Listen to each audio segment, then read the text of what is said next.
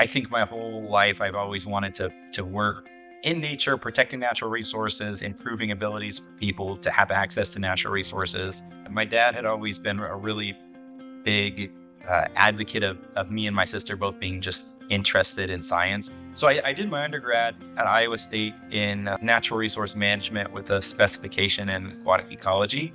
I got my start in the field because I'd been working for a little while as a conservation aide. And then I saw this posting for a master's research assistant position and master's research and teaching assistant position at WVU with Dr. Caroline Orantes. So it was this project saying, you can do your master's studying these fish communities and how they're changing, and there's a possibility that you'll get to go do some field work in the Amazon. And so I wasn't even really planning on going to grad school. Like I was kind of on the fence of, whether that was even for me at all. But then I saw that, and then it kind of was one of those wake up calls where I was like, it's very obvious that I had to do it. I did everything I could, sent it in, and then I got the position. And then I think I've had like a month-ish to move my life out to West Virginia after I found out I got it.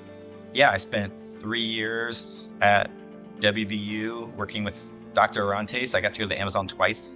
I got such a short time here during my master's, and I just realized I needed to come back as a scientist again because it felt like the most significant thing I ever done with my life. So I just realized I needed to find a way to get back here. And yeah, Fulbright was just a great way to do that.